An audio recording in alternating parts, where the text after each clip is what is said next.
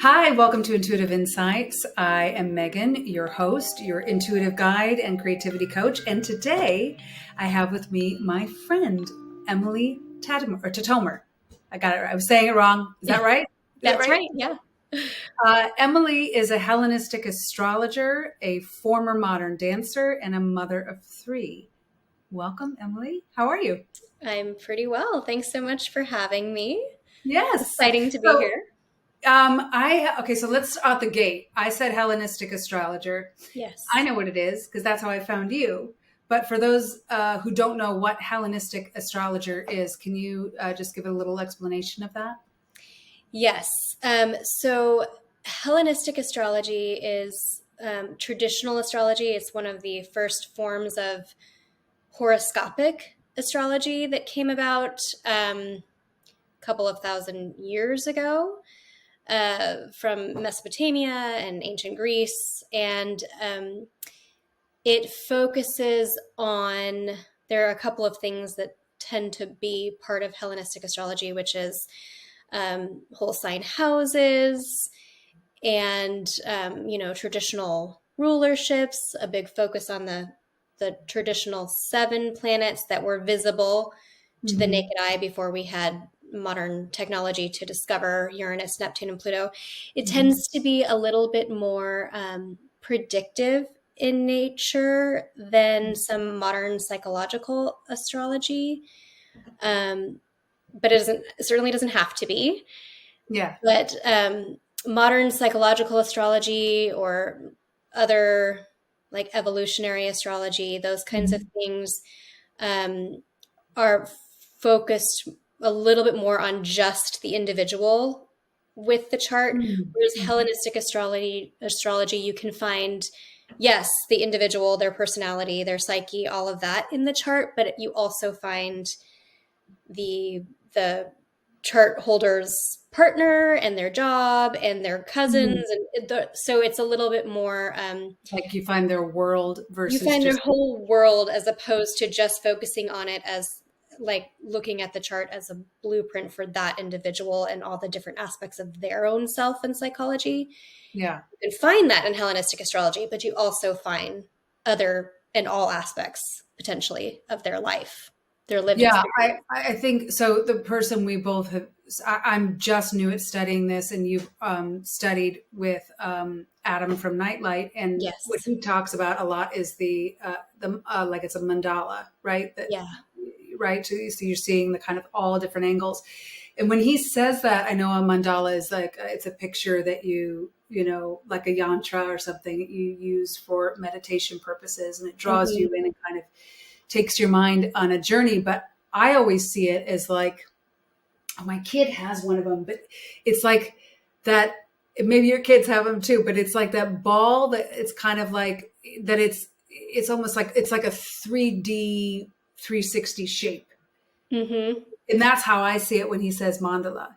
Yeah. But it's Yeah. it's literally like all the different aspects, like from all the different pieces of Right. the puzzle.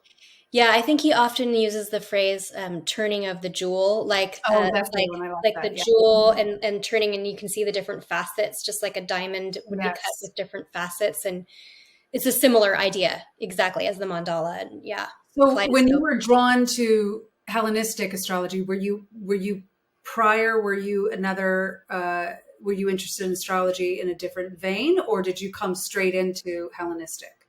I came in, I think, like so many people in the Yeah. very early days of the pandemic, when I was Yeah. like, I need like I need answers to life's big questions. And Yes. a friend of mine sent me a podcast, a weekly weather podcast. I don't know if you've heard of the astrologer Anne Ortley.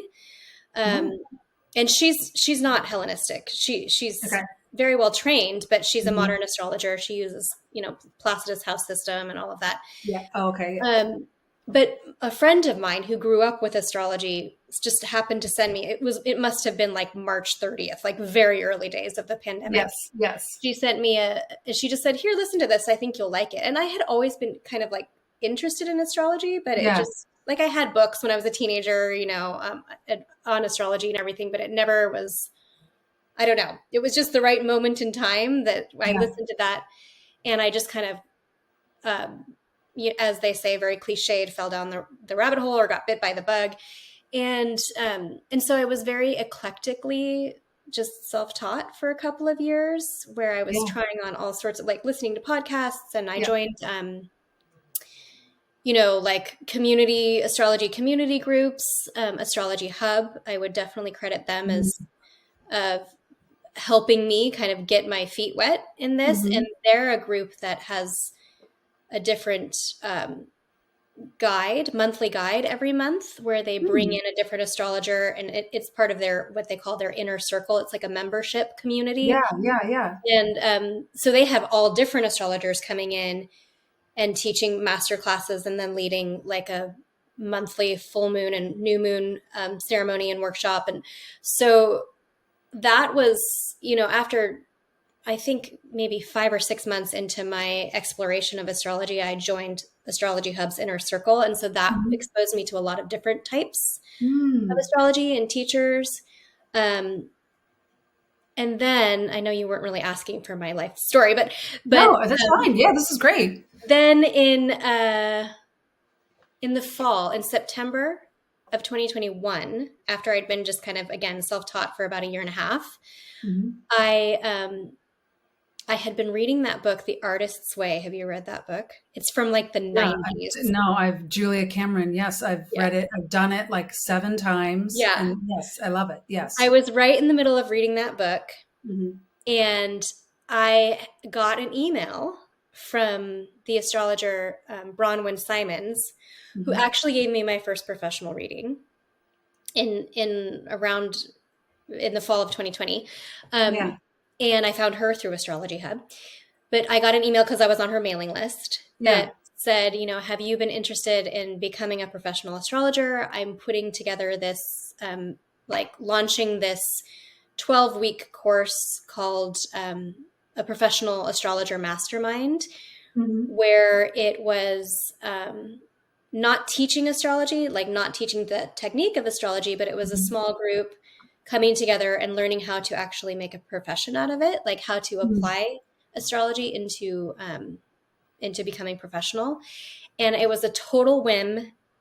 I just I had just been reading the section in The Artist's Way about, like, sometimes a door will just open, or a window will, you'll feel something open. Synchronicities. Yep. And I signed up for it literally the morning before the first meeting in that course, Mhm. and totally putting the cart before the horse, because I had no formal education at that point. Right. Um, so why did I think I could become a professional? But You I knew. joined You that, knew. Yeah. and yeah, it really was like intuitively I knew that I needed to do this, Mhm. and that 12-week course kind of changed my life. It was a small group of, I think there were about 11 or 12 of us, all women, Yeah. and um, it was just, there was the chemistry between that group, and with Bronwyn is very adept at leading. Uh, she's like a mama. She's like a mama bear. She just leads these groups so beautifully. And I met a couple of couple of very close friends that I think will be like lifelong good friends. Just Mhm. instant connection with them, who I still see quite regularly over Zoom. Um, Mhm. anyway, that was 12 weeks, and it was wonderful. After it was over, we continued to see each other as a group once a month, just to get together. But then I said, okay, now I've done this, and now I Yeah. actually need to go back and start formally educating myself. Yeah. Um, and uh, I had seen a couple of Adam's YouTube videos. I had a friend who was currently in his year one program, and Mhm. I liked his style. Like, something that he said in one of his videos just actually got me teary. Some aspect of how he incorporates such a rich spirituality in his, Mhm. like, Mhm. more technical um, astrological craft. There's such a Yeah. spiritualness to it, and I just decided to sign up in. So it would have been June of 22 that I started his year one class, and then I just went all the way through because I loved his teaching. Yeah. So completed 3 years worth of his coursework and some, masterclass series and lots of he has lots of offerings. So Yeah. yeah. No, he's wonderful. And I was, I'm in the year 1 now and I'm very overwhelmed and it's wonderful. But that's how we met, because I was like, help Yeah. me unpack this. I don't understand. Yeah. But yeah, I do love how he pulls spirituality into it. But I also,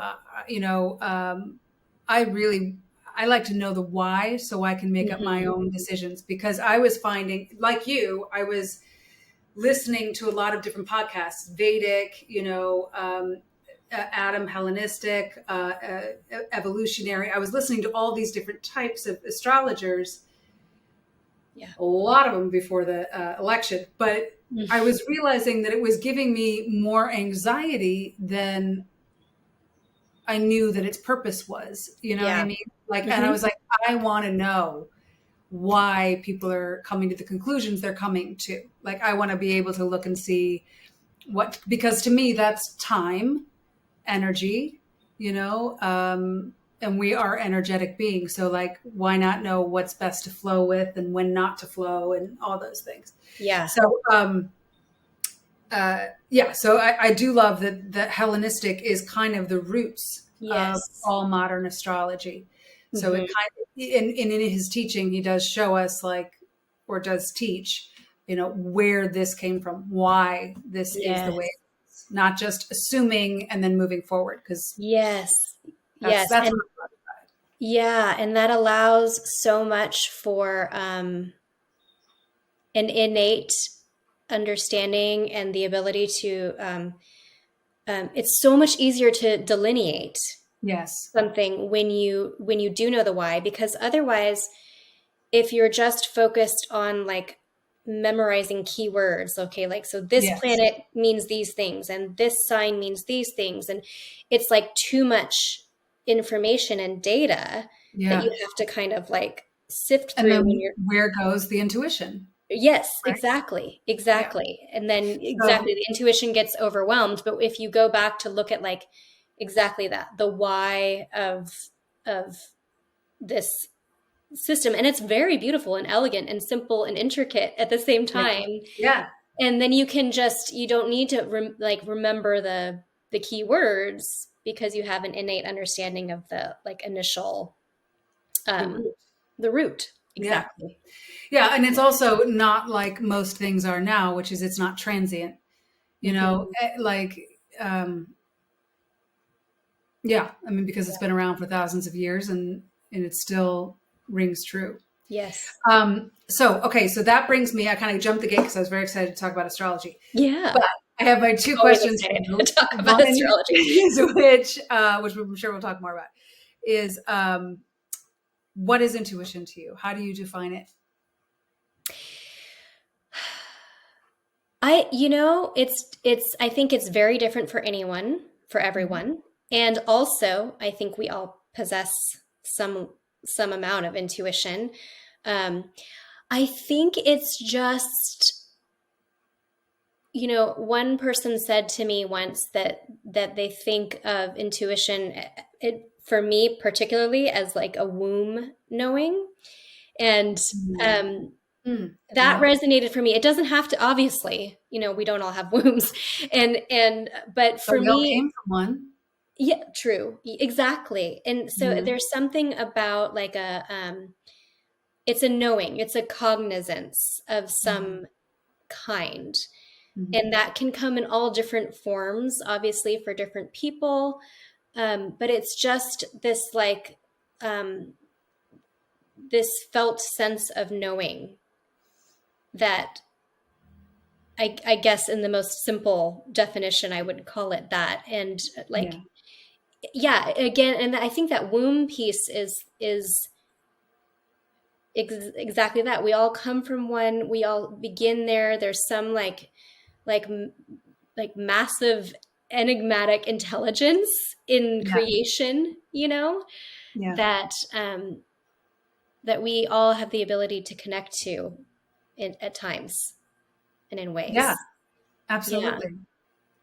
And you spoke a little bit about how you use it in your life. I mean, obviously this, the astrology path kind of came to you into like to me, I call intuition the voice of the soul, right? So Yes. your soul was like, do this, you need Yes. to do this now.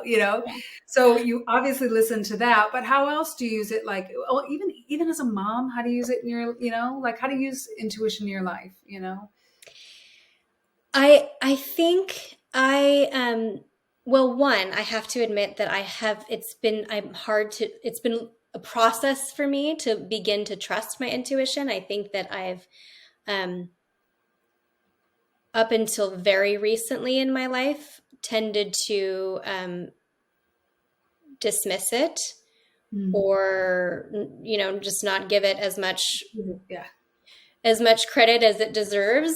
So Yeah. I will admit that first and foremost. But I think as I'm gradually being more and more willing to trust it, I think I am just relaxing into it more. Mm. And if I get some kind of feeling of like a nudge, or I'm just learning to kind of trust it. It's one way that I think I'm using it is allowing space and time for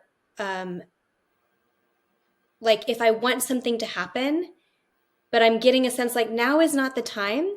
I'm learning to accept that better and have more grace around like, okay, now is not the time. Like I'm getting that clear sense that like, so don't push Yes. for Yeah. something if now is not the time. Mhm. Um, I think it's interesting with my kids. It's interesting that you ask that because I don't even know. I think I just, it's like, I have, not to go back to the astrology, but I have a moon in Cancer, which is Yeah. the sign Mm. of the moon. It's a very motherly sign to have your moon Yeah. in. And it's in a place in my chart that is associated with children. So I have this very motherly moon. And Yeah. I think I, I, I'm not even totally aware of it, but I think I'm very connected intuitively and with that womb sense of knowing to my kids. Mhm. Um, so it's like almost difficult for me to describe how I might use it with them. I think I just naturally Yeah, um, like it's a part of like you. kind of work on this river of Yeah. intuition with them and their emotions. Um, that has been one thing that's been my kids have been some of my greatest teachers in astrology. It's been like amazing. Yeah. Yeah. And then certainly in my work, I'm beginning Yeah. to use more and more intuition um, with, even just preparing for clients. Yeah. Like when I'm preparing to meet with a client, I'm just beginning to, again, it's a slow acceptance and trust of beginning to feel like, okay, this is, and this is something that's jumping out about the chart. Like that's what we need, that we're going to need to talk about, or Right. um, this is just starting to get a sense of like, this is what their mood might be like. And I'm going to try to meet them here in Mhm. this when we're Mhm. talking. Um, one time I had a client that I was preparing for, Yeah. and they had a question about a certain thing. So I was looking at this one technique that would, speak to that, what their question was about. And I looked at it and I was just like, this is not saying anything to me. This is not saying anything to me. And I Yeah. realized that I had drawn up the wrong chart. And once I switched it, it was like it jumped out, like it turned into color. I was like, oh, okay, Right. this is This makes so sense. Yeah. in ways like that, where it's like, Yeah. okay, I'm trusting, like this isn't, something isn't right about this. It's like dull. It's not showing up. It's not speaking to me. And Mhm. then Mhm. recognizing, okay, because something about that is wrong. And then figuring out what the right thing is, and it shows up. It's like vibrant. It's saying Yeah. something. Yeah. Ways like Absolutely. that. Yeah. Well, even with my chart, so I have a very interesting birth story, and we talked a little bit about the Neptunianness of it all. Yeah. But so I don't know what time I was born. I was born in the bathroom in the sack, 6 weeks early with the cord wrapped around my neck, and my dad had to deliver me. So they didn't know what time it was. All I had to go on was, the sun was coming up as my dad was following the ambulance to the hospital. Mm-hmm. So I just assumed it was like 6:15 because the sun rises around 7:15 in January. But I had something very traumatic happen to me recently. So when we started talking, you're like, well, it could be this as far as rising sign, which kind of changes everything, the whole picture. Mm-hmm. Yeah. So, but nobody else had asked me that before, And so, and I had maybe a couple of readings, nothing in depth, but, so then I looked at both of them and I was like, oh, it could go either way, but I feel like it's more, Sag rising. Mm-hmm. And then I remember I had like a little voice tell her about the physical thing that just happened. Yeah. And then I did. And then that actually gave you a chunk of information to go back. And now I have an actual birth time. I mean, it's assumed, what we think. But it feels pretty right. I mean, it's, especially because that incident was so out of left field. Yeah. What was it? It was on a note of fate, right? Or something. Yes, it was something like that. I don't remember exactly the details, but there was something that was definitely happening on an important point. If you had been born at that moment, yes, it was probably either a node or I think it was a node. Maybe I think it was a node of fate. Yeah. But your intuition kind of guided you to just play around with that and to find that. And it wasn't like, I'm hoping you didn't have to spend hours on that. No, yeah. That's like, it wasn't that far off. But no. 6:08 to 6:15 isn't that big of a jump. But yeah. But yeah, your intuition guided you there, and it lined everything up in a very like obvious way, which is really cool, I thought. Yeah.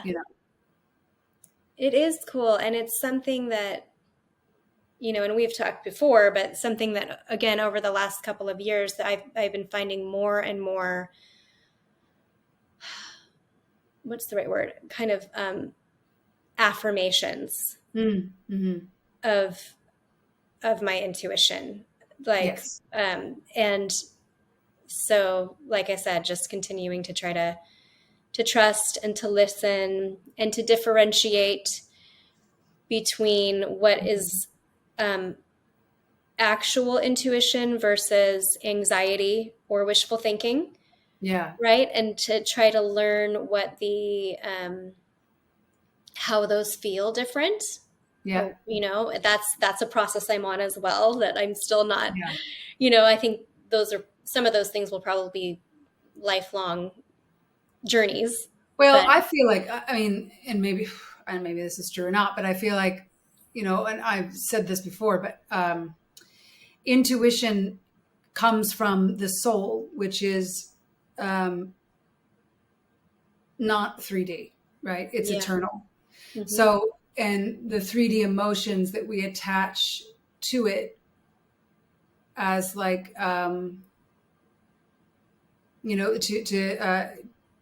that get muddied up with it are anxiety, fear, doubt, all those things. And none of those are all 3D emotions. Those are all physical emotions, brain emotions, ego emotions, trying to keep this body alive. The soul doesn't have to worry about being alive. It's never ending. It's, but the body transition is fragile. The body can, die. So in order to keep the body alive, we have fear, we have anxiety, we have all these other things. So whenever the intuition is mixed in with fear or anxiety, that's not intuition. Right. It's always calmer, quieter, detached. Neutral. That word neutral. That word trust is huge though, too. Is like you have to be quiet enough to trust. Yeah. So I like that you keep saying that, because you need the trust. You need to be able to trust, because we all have it. We all have it. But we got to trust it when it comes up. Listen for it and then trust it when it comes up. Yeah. Yeah, I had an experience about a year and a half ago, almost 2 years ago, where I had a friend who, one of the women in that initial professional astrology mastermind. Oh, yeah. I'd Yeah. never met her in person, but I would definitely consider her a friend because, Yeah. um, and there was some conversation about trying to get together in person, and we were planning something for a few months in advance. And I sent her a message one day, and I said, I think we're looking at this weekend. Do you think you can come out here and that kind of thing? And I Yeah. sent it off, and I just got a totally neutral. Yeah. Oh, she's not going to be there for that. It was like just Yeah. completely neutral. There was no worry. There was no anything like that. And and a couple of months later, because the plan would have been like 4 or 5 months out, but a couple of months later, unfortunately, very tragically, she passed. And Oh, and when that happened, yeah. it was such a like because but Yes. the reason I bring this up is because when I had that initial like, oh, she won't be there was no fear, There was no anxiety or attachment. worry attached to it at Yeah. all, Just a because fact. I was just like, oh, she's not going to make it. Like it just was a sense of like she won't be able to make it that weekend or whatever. I wasn't worried about it. Mm-hmm. Um, but and again, that was almost 2 years ago. But that was one of those first real, as I said, affirmations Yeah. Yeah. of like, oh, there was something. I was picking up on something Mm-hmm. about her absence for that get together weekend. Yeah. Um, so it's just it's that was one of the first big ones that I could recognize the difference between that neutrality Yeah. and then just being like anxious about something or worried about something happening. Do you feel that now that you've kind of, and did you, well, two questions. So one, Yeah. did you have like a spiritual journey that led you to astrology, or is astrology kind of the beginning of your spiritual journey? Do you feel? It's so it's a complicated. I think that astrology, in a lot of ways, Mm-hmm. has led me to my spiritual journey, and also I think I've always been on it. Like I can look Yeah. back as a teenager. I remember very specifically two experiences around, I must have been 14 or 15 when my first grandparent passed away. And there were two experiences that I had that like you could not tell me otherwise. I'm convinced that I was sent angels to help me through the process of losing my grandfather. Mm-hmm. Like clear as day. And it was just like, brief passing moments of a person who happened to be where I needed them at that moment to provide Mm-hmm. comfort in a certain way. And so there's been that like if that as you get older and you become an adult and you're living life, it's like I feel like I kind of forgot about that. Yeah. But also dance for me was always spiritual. It was Yeah. always it was so many things. It was my form of exercise and my community and my income and Mm-hmm. my form of artistic expression, but it was always my connection to the ephemeral. Mm-hmm. In itself as a performative art, it's ephemeral. Mm-hmm. And and and if you could say it, you wouldn't dance it. So it's like there's always been this aspect of the unexplainable or the connection to something divine when you're out there on a stage. I mean, you're an actress, right? Yeah. So Yeah. it's like there's that sense of I'm getting off topic, but No, I was actually there's going to ask about always this. been That's an great. Yeah. aspect of the spiritual Absolutely. journey that's been like Part of you. integral, yeah, to Yeah. to me. And actually the period of time between when I basically stepped away from the dance community, when my last performance was when I was 8 weeks pregnant with my oldest child. Oh, And I kind of dipped my toe back in to do some choreography and stuff like yes. that after my kids were born. But that was basically like when I really stepped away to Size, yeah. start growing my family. And that period of, I would say, of about 7 years when I wasn't dancing really, and I hadn't yet found astrology, I really was like, I felt Lost. such a void. And I tried things I thought, oh, maybe I'll go to a Unitarian church or something, but it just like nothing. So I really did feel that lack. So Yeah. to answer your question in a really long way, it's definitely astrology has started a journey for me Yeah. or maybe the word is Rekindled it, maybe. Yeah. reinvigorated or given a new look, but Right. it's a journey I've always been on in a way. Yeah. Yeah, I firmly believe all artists are on a spiritual path. I believe everyone's on a spiritual path, but Yeah. artists, the path of being an artist is a spiritual one because there's ups and downs and you got to figure out ways to get through it and to find peace and move forward and let go. And, it's all the things that go on the spiritual path too. But what I was going to ask about that was, do you feel like your intuitive sensibilities, have kind of or this confirmation, this affirmation that you're continuing to get, these synchronicities, if they're and these little voices, are they coming up more because and from when you got into astrology, not Yeah. because of, but like as you've reconnected to your spirituality or astrology? Yes. I mean, absolutely. Yeah. 100%, I think. And this may be sounds strange, but I think because for me, astrology was such a way of like starting as most of us do with our own charts, like that's how we Yeah, like how does step this into work? astrology, is like starting to like delve into our own charts and what it says about me and all of that. Yeah. But there was such a sense of peace and in the self-reflection, and then like first it's self-reflection and then it's self-awareness and then it becomes self-acceptance of like these, like I think for so long I felt like, oh gosh, my interests are not the ones that are like, I'm not good at what I'm supposed to be good at. I'm not, like I'm not, society is the things that I feel called to are not the things that are valued by society. I mean, hello, artist Yes. and astrologer, like, Yeah. but, Absolutely. and so I kept trying to like shooting on myself and telling Yep. myself like I need to fit into this category.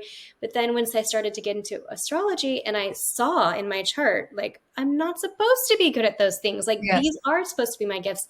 And that allowed for this, this new self-acceptance that then allowed for me to start listening more to, and instead of negating so much.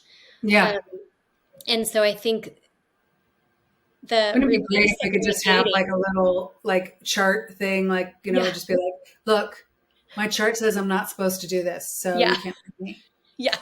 This Exactly. isn't in my wheelhouse. See? It's in my Yeah. wheelhouse and it's not in there. Yeah. It's not You in know? there. And that's okay. There's Yeah. other people for whom that's the right thing to Yeah. do, Yeah. Exactly. Yeah. And so I think that the internal, like the lessening of the self-negation allowed for more of the of those things coming online. Yeah. Specifically, let's talk about that. So what in your chart do you see that shows you, like we had talked and said that, other people have looked at it and you know that like you're highly intuitive or even psychic, and I have a weird feeling about the word psychic. Yeah. I mean, I know it exists, but I always feel like there's so many different variables that could happen in any given moment, Yeah. Anyway, so, but I guess that's the same with the chart too, right? So like there's all these different possibilities of how the soul can navigate in this, 3D sculpture Yeah. that Yeah. is the chart. Mm-hmm. But there are points like please correct me if I'm wrong, because this is like, I'm testing my understanding now, but like the nodes, the fate nodes and things, there are some fated events that will happen, maybe not specifically the same way in every scenario, but points of action that have to happen within the chart. Does that make Mm-hmm. sense? Am I making sense of that? Yeah. Yeah. I think that there are, one of the phrases that people use is the natal promise. And it's like there can be, myriad, infinite different circumstances. Yeah. But there's some kind of archetypal theme, archetypal experience that will show up, and again, the circumstances could be, there's all different ways that those could show up, but yes. So getting back to that question, sorry, I went way off tangent. But the question is, what is it in your chart that that resonated for you, that made you go, okay, this is the right path for me? This makes sense. Yeah. Well, I am a Pisces rising, and a lot of people say the water signs in general, which are Pisces, Cancer, and Scorpio. Well, one thing that they used to say about the water signs were that they are mute, which means they're not verbal, they're feeling. They're emotional. And so often a lot people say that the water signs are very intuitive. Like Pisces tends to be kind of energetically and emotionally porous. And so I have a Pisces rising. I have a Cancer moon. So I have a water moon that's very, again, there's that womb knowing that it's not psychic in a premonitory sense, but it's a very like intuitive feeling, somatic, maybe somatic intuition.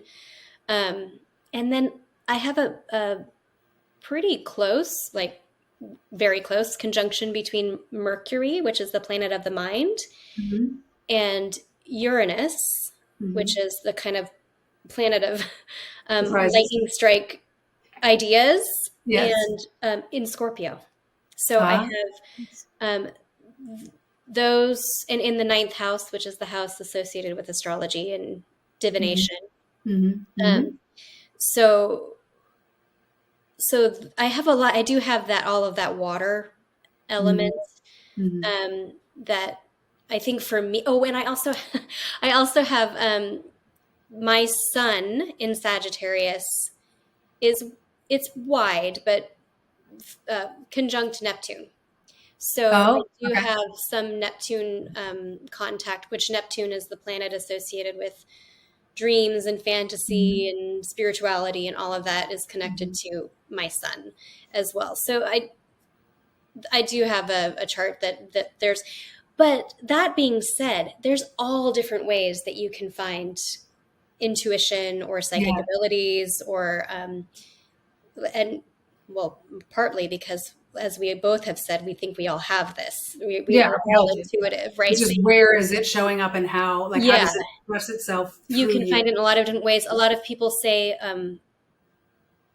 if they have strong placements in fourth house, 8th house, 12th house, because those are kind of liminal space houses, or well, the 4th isn't so much liminal, but it's private. It's that kind of occult space down there. Water moons, I think, in particular, or there's or Neptune contacts on the ascendant, or something like that. I think I also have the Neptune on the ascendant. Yes, right next to in Sag, actually. Yes, which is a very spirited sign. It's an instinctual in the way that fire is, because Sagittarius is a fire sign. In that sense, like it's inspired and instinctual, kind of intuitive sign. So there's lots of ways that you can see it in people's charts. I think those are probably the big ones for me, is my my water placements and my sun Neptune. Yeah. Yeah. And so when you see and you read someone's chart, what what is it that like I'm on this kick right now with this word special spark, because I feel like we all have our little special spark, that thing that gives us joy, like the little light within our hearts, right? Mm-hmm. Makes you feel like a kid and want to skip. You know what I mean? Yeah. So where was I going with this? Oh yeah. So what is the special spark that you get when you read someone's chart? Oh my gosh. I mean, I think it would be different for everyone. Well, the process of it, I mean. Oh, yeah. Do you Well, know what I mean? um, Like, is it something along like, I'm just curious, like, is it the connecting with them? Is it helping kind of empower them into their possibilities? Is it helping them trust everything they're already feeling and know yeah. instinctually, Yeah. intuitively, or whatever? Do you know what I mean? Yeah. I think there is when I'm meeting with someone, generally it's on like there's certain questions or topics that they Yeah. want to focus on. So that's going to draw my mind and eye to different places based on what the question is. Yeah. But I think there's something in listening. There's something in listening to what they're saying and hear, like listening for the archetype. Mm. Adam in his third year class we do several lectures on there's one about finding the snake. So there's different ways of referring to it. Like, what is that? What is the thing? Mm. So it's in hearing something. It's like hearing the story, the archetype of the story. Yeah. When they're speaking. And then one of my main goals, I'm not, like I have a couple of colleagues who are astrologers who are also kind of like coaches, like you are a coach. Yeah. Yeah. I don't think of myself as a coach so much as a like one of my main goals is in that validation, is in just hoping that someone feels seen. Mm-hmm. So I think that's, for me, that's what it is listening for the archetypes, listening for what the nugget is, Yeah. Yeah. what that, and then trying to apply it to the symbols that are speaking in the chart, Mm-hmm. so that they feel validated and seen. And then again, like to have a similar experience like I had, where there's that self-acceptance Mm-hmm. of whatever it is. I don't know if I'm answering your question at all, but You this totally is are. like, You totally are. Yeah. I think that's what it is that it's in listening and then trying to validate and Yeah. reflect back. Letting them feel seen. Yeah. I mean, I feel the same way about when I do just a reading if someone doesn't want the coaching. Like, Yeah. that's the thing. It's like when people feel seen, it's like, that to me is like the special spark. That feels Yeah. so good, to feel, for them to feel so good, Yeah. that feels really yummy. Yeah. Okay, here's another question. Mm-hmm. If you would say like one thing that may help someone kind of, because there's a lot of information out there on astrology now, right? Mm-hmm. And what might be one nugget if somebody is kind of curious about astrology right now and using their intuitive voice within it? What would you recommend that either they look at or explore to kind of feel how and where their intuitive voice might be best heard? I think being discerning, Mm-hmm. like listening for if what you're hearing, reading, seeing is very sensational or very like provocative, like in the titles or the what's getting you to click on it, and it is, like you said, kind of starting to actually create anxiety Yes. or almost, I think for so many of us, myself included, I am not counting myself out of this, but especially after the 2020, a lot of us felt this kind of addiction to like drama, to Yeah. Yeah. oh, what's Anxiety. the next addiction to the feeling of like, you know, um, Fear. Yeah. but I think to be discerning, if that is what you're feeling and what you're hearing is always Mhm. sensational, it's like every transit is going to be like world changing and life I changing, know. and like It's like, it, how can we have that? I guess I know yeah, there's a lot of big astrology this year, but like yeah, everyone's like, this is the time we're going this to is the new it, earth. I'm like, no, we're like, what, like tomorrow it's going to be a different world outside? No, yeah, it's, yeah. So yeah, I think listen for that. If that's what yeah, you're hearing, then maybe that's not the way you want to pursue, keep going down that road, because it's just it is kind of fodder for anxiety or for just kind of revving up your nervous system, I think. yeah. Um, but so on the other side of that, I think just listening to different people. If you Mhm. find or reading different books, Yeah. I tend to I listen to podcasts, but I don't read. I have like 8,000 astrology books that I've started and haven't finished. But Oh, yeah. um, listening and then finding the ones that you resonate with, Yeah. and then pursue them. Like for some people, Hellenistic astrology it's too formulaic, or it's too, it's not their Too thing. old But then school. Yeah. um, if you listen to someone who's an evolutionary astrologer, like Ari Moshe Wolf is an incredible Mhm. evolutionary astrologer. Like just Mhm. listen to the people that you resonate with, Mhm. and then follow that lead. Again, it's like listening to your intuition, and also give yourself time and space to let things be absorbed, because it is like a huge new language, and Yeah, it there's is. a lot of pieces of information. It can feel overwhelming, so to give yourself grace that you're not going to be able to absorb it all and like learn this whole. I mean, I think this is going to be a lifelong study for me. I'm Yeah. always going to be learning more about it. So don't like be hard on yourself if it's not sinking in, because it will sink in. That piece of it will, when the time is right. Yeah.